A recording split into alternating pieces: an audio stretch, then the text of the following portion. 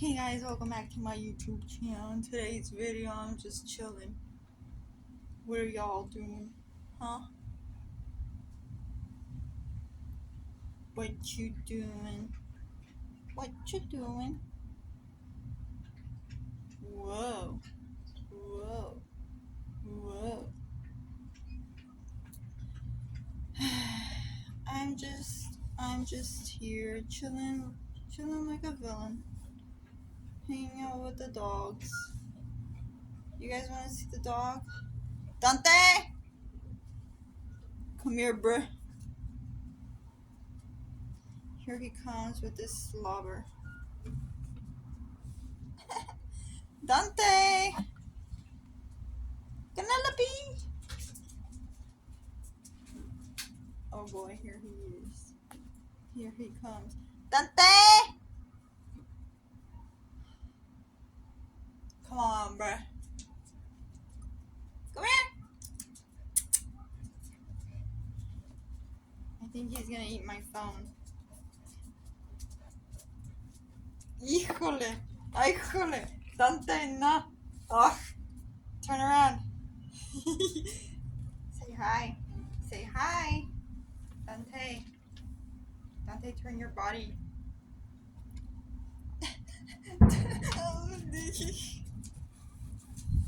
Close call. Come here. Dante!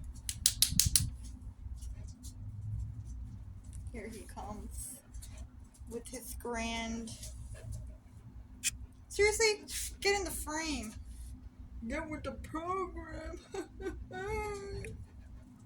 You saw him? Yeah. He's so cute, isn't he? Ah, Dante, stop slobbering. Dante, that's gross.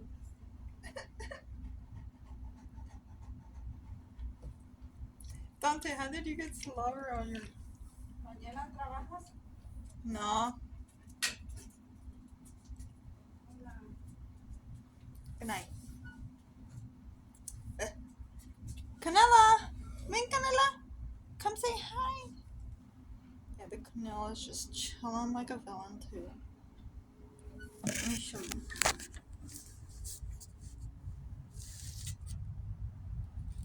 Can you see her? I don't think I can see her. Canela! You can't see her.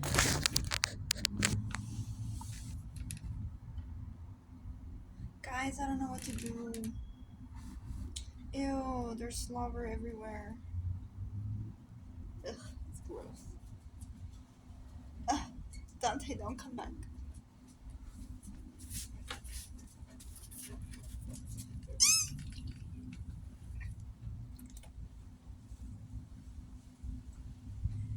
Dante, if you're gonna be in the way, show your face at least. Come on, that way. Dante. Hey. Psst. Shh.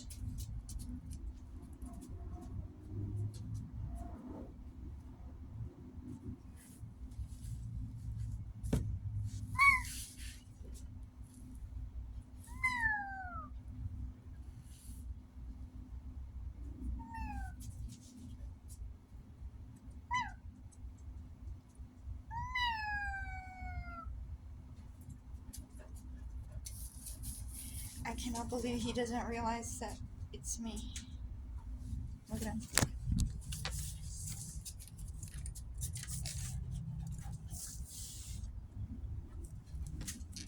Canela.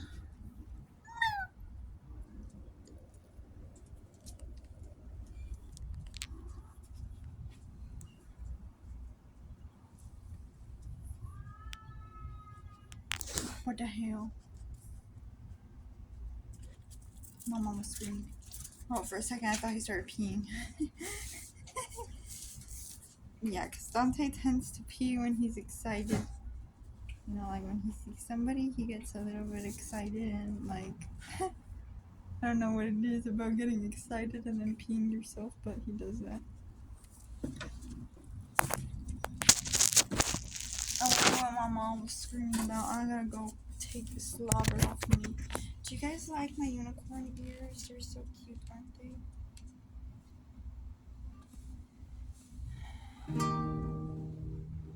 Me, me, my, mom, moo. Me, me, my, mom, moo. Me, me, my, mom, moo. Me, me, my, mom, moo. Do you guys know Cheryl Porter? She does those exercises with the kids. Me, me, my, mom, moo. And then me, me, my, mom, moo. Me, me, my, mom, moo. Moo. Me, me, my, mom, moo. And then she does Girls Like You by Maroon 5, but she does it. I forgot the way that it goes, but I think that's her name, Cheryl Porter. Me, me, my, mom. Ugh, I see a cockroach. Maybe it'll listen to me.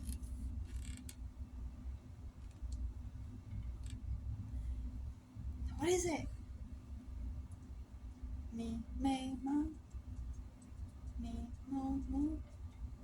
Me, mom, mom. I need a girl like you, yeah, yeah. Mom, mom, mom, mom. Shoot, I don't remember how it goes. I need a girl like you, yeah, yeah.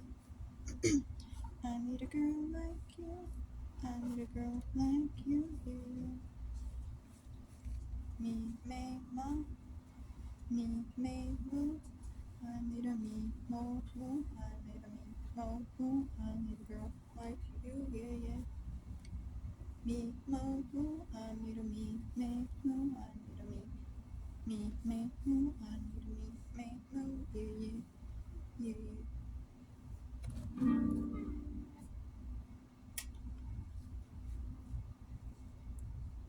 Do you guys listen to Tupac Shakur? Me too. I listen to him sometimes. I forgot. Oh, what the heck? I didn't even realize I had these. How did I even bring these out? They probably got stuck to my clothes. Anyways, back to Tupac.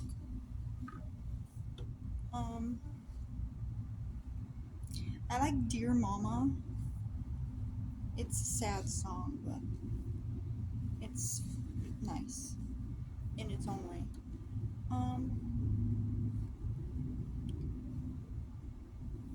Yeah, I don't know what other song there is that I like.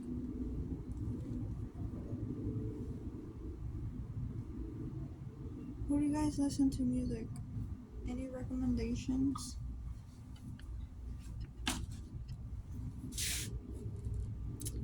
Me, me, mo, mo. I need a me, mo, mo. I need a me, mo. Me, mo. I need a me, mo, mo. Yeah, yeah.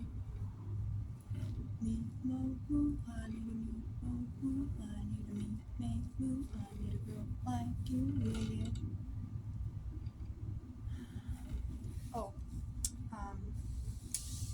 Kid Cudi.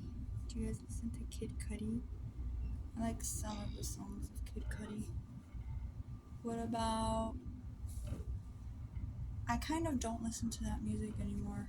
That's like so 2021 in my life. Yeah, what I tend to do is I tend to create playlists, and whatever song I listen to in that year, I add it to the playlist, and then I'll listen to it, and then I'll overhear it, and then I'll just leave it in that year. Sometimes it carries on to the next year, but majority of the time, I start fresh and I start new with songs that I listen to that I like that I add. So I didn't even make a playlist for those. Those were long before I started making playlists. But do you guys do that too? Like, this year has been all about Kevin Carl for me. Kevin Carl.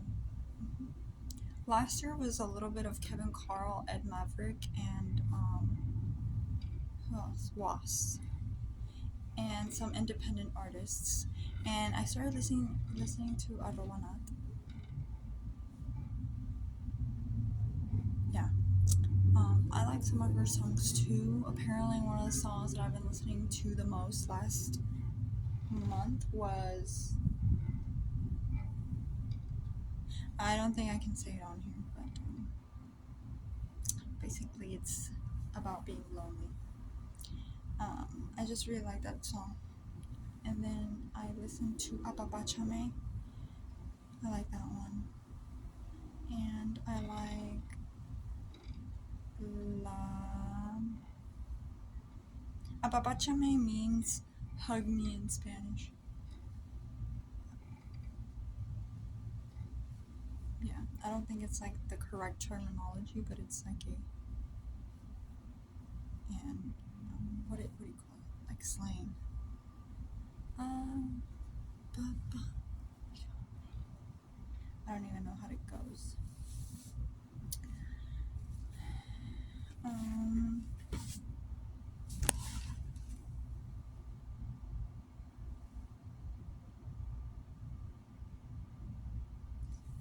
La disculpa que nunca recibí. The apology I never received. And it's interesting. The video was a little bit interesting, and then I started wondering if it's like.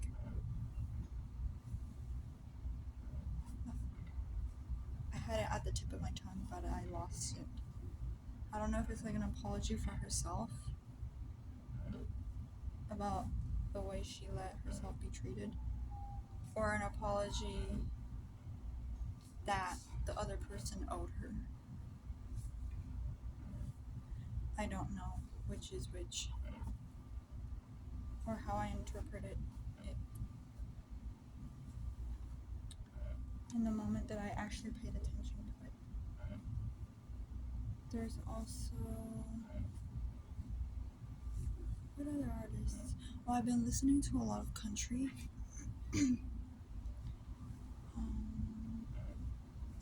Yeah, a lot of country music.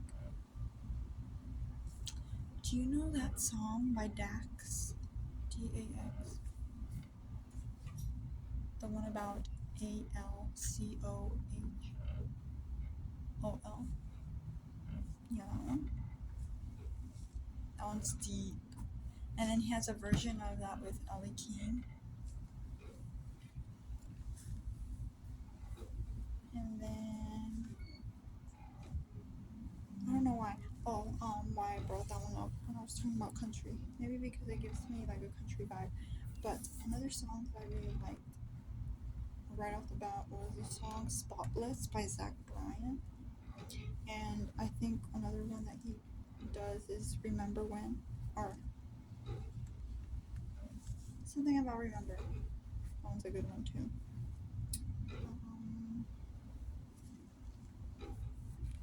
I've been listening to a lot of that music too, like my cultural music, like cumbias, regional,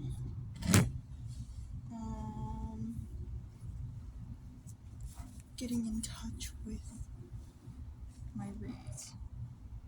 Like they're music that I used to listen to growing up, but never really like paid attention to it until like now, I guess. Like what I find, I don't know, identity. Like what's my identity? Like, of course, I was born here, but I have Mexican parents, so I have both. But have you really thought about it? Like some people, I don't know. It's like you're from here, but not really. But you feel like you're from there, but not really. Like an identity crisis, in a way. I feel like a lot of people go through that. And especially a lot of people that came to the U.S., like my parents, they came to the U.S., they're both Mexican. Honestly, I don't even think if they had intention of going back to Mexico to live, or if it was like they were going to stay here to live the American dream. But then I was born here, and then it's like, I know Spanish, but I know it choppy. I know the Spanish that is talked here, not so much the Spanish that's from Mexico. So that's one of the things I started realizing. Like, my friend caught me on one of these. My friend is the one that catches me on this. So the other day I was like,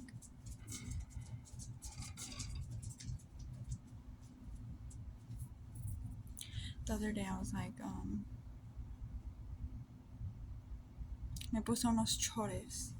And that's how we say it here. Like, I've never really heard, I guess you could say, me voy a poner un chor, me puse un chor. I put on a short, some shorts. But in English, it's plural. You don't say, I'm going to put on a short. You say, I'm going to put on some shorts. Some shorts. So I guess maybe that's why we say chores.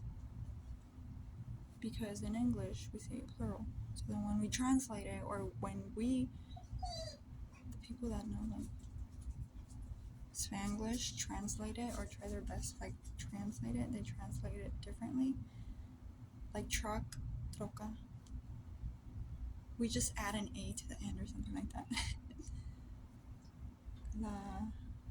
Like my brother, when he was a kid, he used to say neca. Like the neck. Instead of saying pescuezo, he would say the neca. And then, yeah, I was like, why do you say chores? That's plural. Why don't you just say chor? And then I was like, you know what? Didn't even realize I said that. Or didn't even think about it to begin with. And, yeah, so that's like, then when I go to Mexico and I hear these words, like, I don't understand what you're saying. Like el césped, obviously now I do know what the césped is, el mecate, which is rope.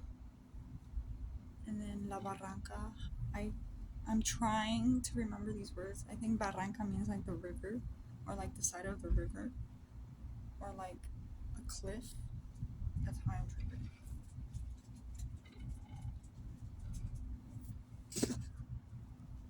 I think my brother's back.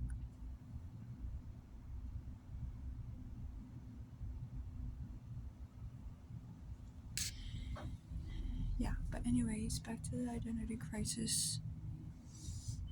Yeah, I feel fortunate having been born here, but I also feel like I'm missing my roots. And then I start wondering what would have been my life if I had grown up in the land that I was meant to grow up in. You know? You feel me? If you have a connection, connect.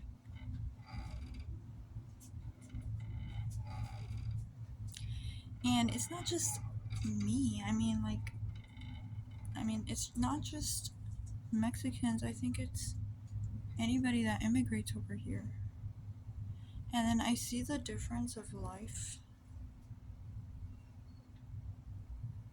the differences between the lives here and the lives there. And I do feel pretty fortunate.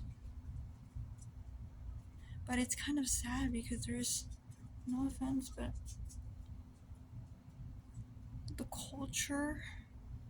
the only culture I know is Mexico.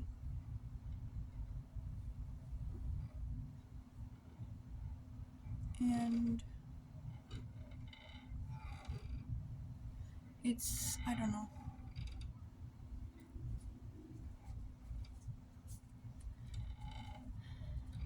I don't want to be.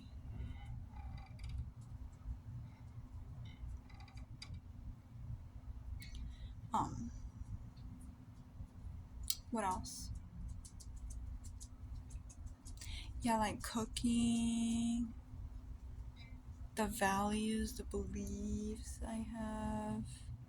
I think they're more United States, like Americanized, North Americanized, because Mexico is still part of North America or South America. No, North America.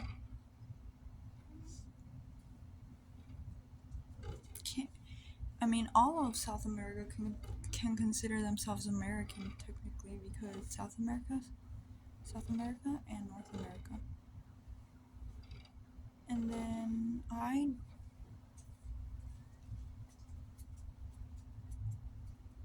okay. Let's see, what else do I have? I know I have a lot to say about this topic. It's just not at the moment. It's not coming at the moment.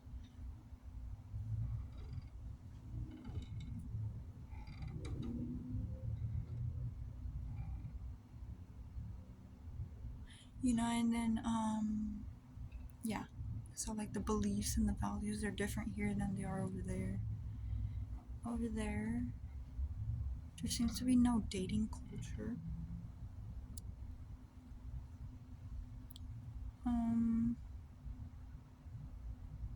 So a lot of people end up marrying very young still, I think. And over here, people don't want to marry. So it's crazy. It's like a complete switch.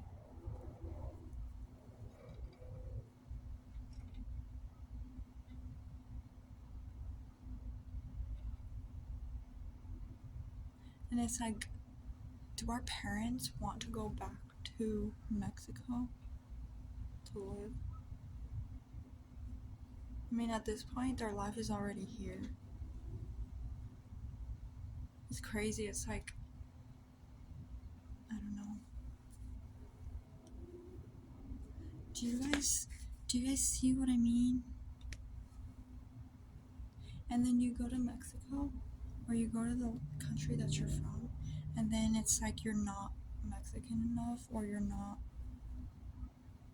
enough of the nationality that you could have been, you know. And then they look at you a little bit different because you're from over here, and then they think that you have money, or that you have it better than they have it. And then they think just because you live over here you're rich, but it's complicated. It's still very complicated. I mean, I think it is a little bit better over here. The economy is better. Like, if you need help, you have help. There's like food stamps and what is it? Well, I forgot the name.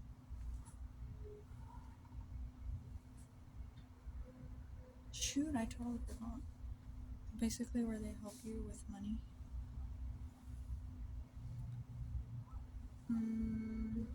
Welfare. That's what I mean. I mean, over there, I think there might be, but I think that there's a lot more. There's a lot more poverty.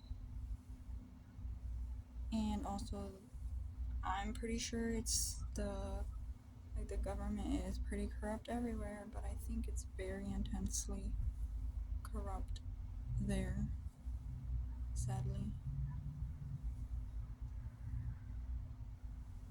I wish I could do a lot for them.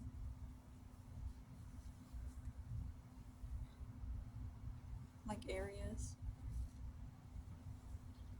And I'm sure it's like that in other countries too. Corruption.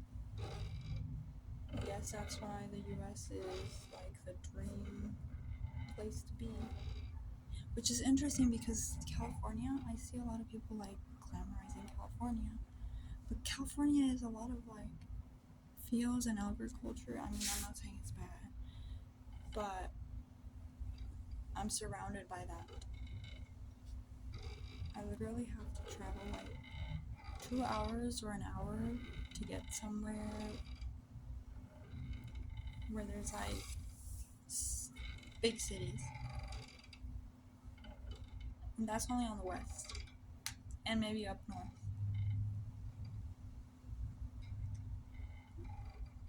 But the Central Valley is not it.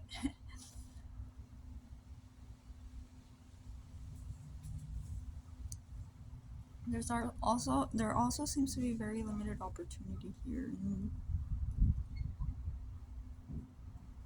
in my city and surrounding cities. Well, I have like two kind of big cities. I live in between two kind of big cities. My town used to be small, it's growing now, but it's all like houses, and construction and new buildings, which I don't appreciate and I don't like. My town is getting overly congested. The main street, it should only take like a minute to get through there, but it takes up to like 20 minutes for you to get across nowadays because there's so much traffic going that direction. It's frustrating and annoying, and the houses are so expensive, and they're building houses, these massive old mansion like houses. Like, who's gonna buy that? We need to build houses that we can afford. They're just pushing the people that live here out of here, which is kind of sad. You're supposed to support your community. What are these people thinking? And a lot of places where there was fields or orchards, they're buying those places and they're building buildings on those areas. And it's sad because I remember when I was a kid, we would drive to the flea market, and it was all just land. It was all agriculture. Now you drive and it's just houses that people don't even live in because they're so expensive.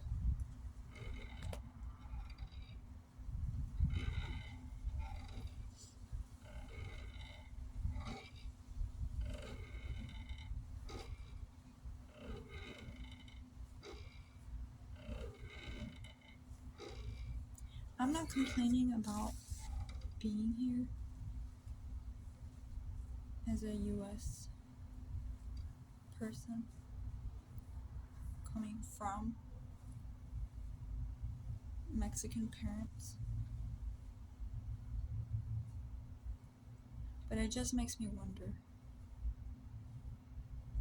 And it's like we're first generation. I feel like a lot of us are first generation where our parents came to the US and had kids here, and we're all growing up. It's kind of like a cohort, I feel like. Because I don't think a lot of people, I mean, I'm pretty sure a lot of people still come over here, but it just seems like the massive amount, I think, was when our parents came over here, because things are more complicated now, I think, and dangerous. So yeah, because and I think a lot of us experience the same thing, like having our parents that didn't know English, having to translate. That was a little bit I don't want to say traumatic, because my mom got mad at me for saying that the other day. Well, not mad, but I think there's controversy over trauma and stuff. But they would expect me to know English, like all of it. So they would have me like read in English, read letters in English, and I wouldn't understand. I mean, these were like bills I had to translate, or like the small letters, the small print. Those are the things that sometimes I had to read or translate, or sometimes an adult would have to say things like explain a lot of things, and then they would tell me to tell my parent, and then I'd be like, I don't know what they said. And then they'd be like, is that why you're learning English for? Or things like that. I don't even remember. But, oh yeah, why do you want your English for? Things like that. I mean, now I can translate because I went to school and everything, and I understand. I learned how to understand. But when you're a kid and translating, that's rough. I know my friends would do it too. And then I was remembering my other friend too.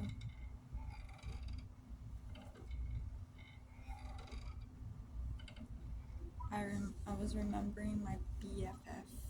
I miss her. We still laugh all the way home from school. Sometimes we'd almost pee in our pants.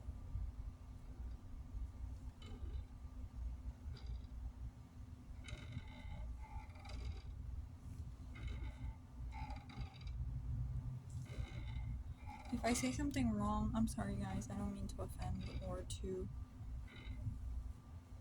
get anybody upset. I'm just rambling and trying to articulate what I want to say.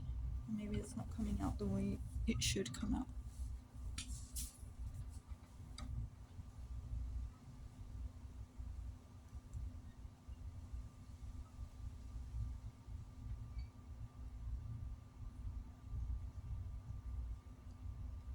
My question is,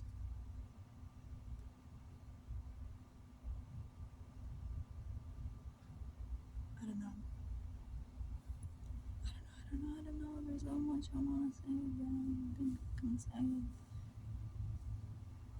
The dogs are literally waiting for their mom and dad to come home. Canelita, come here. Ben?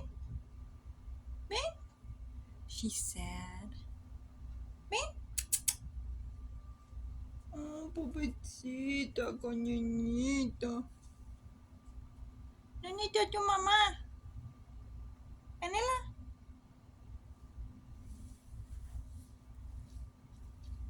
She's just looking at the door to see which one they're gonna come in through.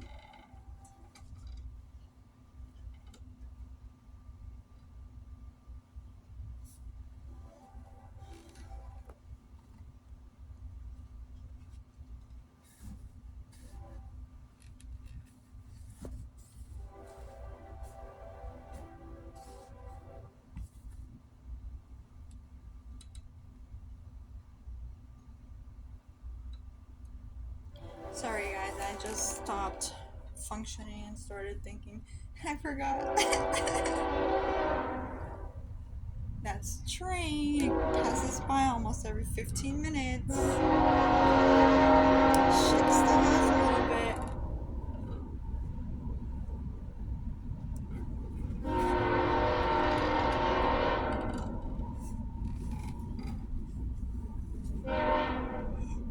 And there's also this thing where I heard this person talking about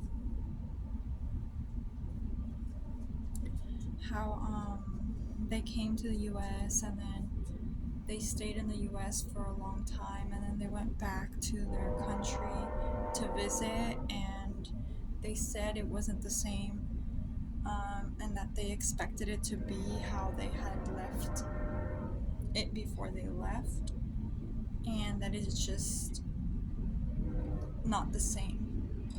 And I feel like that's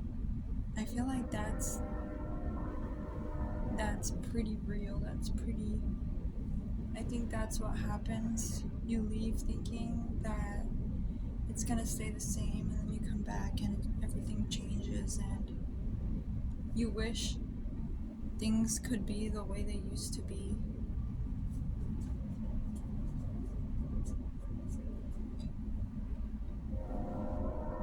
You know? And then you realize that your home is somewhere else. So they were probably like, it's not the way it used to be. And then they probably missed their house over here.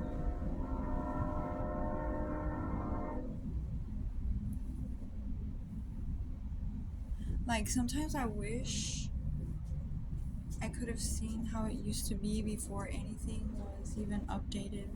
How my mom describes the area to have been where she lived growing up. Because she said the roads were of like stone. They were made of just pebbles and rocks and empedrado. And how the doors were made of wood, and how my grandma used to have her house, where she would say that it was the Corral de las Bestias, which was basically the area where my grandpa would keep the cows inside of her house, and how the area where my grandma used to have her kitchen and things like that, how there used to be no walls. Like I wish I could have been there to see that. Hey there. You want some love, huh? Your dad not here. You want your dad? Dante, come on, show your face. Don't be camera shy. He's a good boy. Oh, you're stepping on my foot.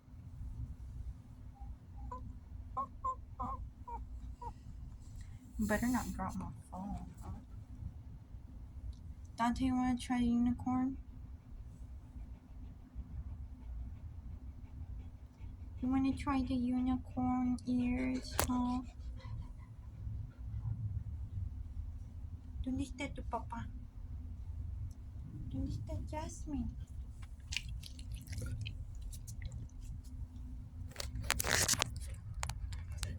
¿Dónde está Jasmine?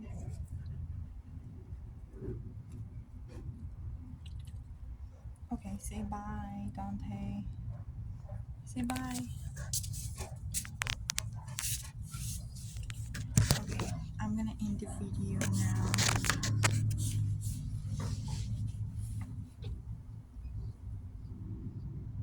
He's sad, he's crying.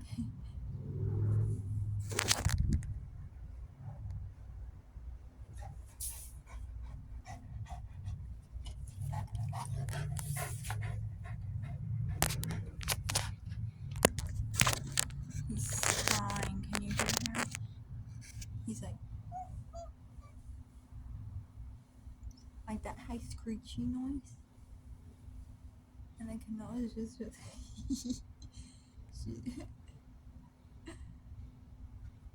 she's just laying next to the steps. Okay, let's see if I can show you. Where is she? Where is she? Can you see her? Wait, Dante. Right in there.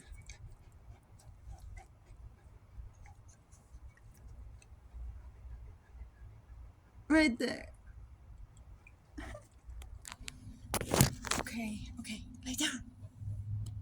Lay down. That's gonna be it for today. Say goodbye, Dante.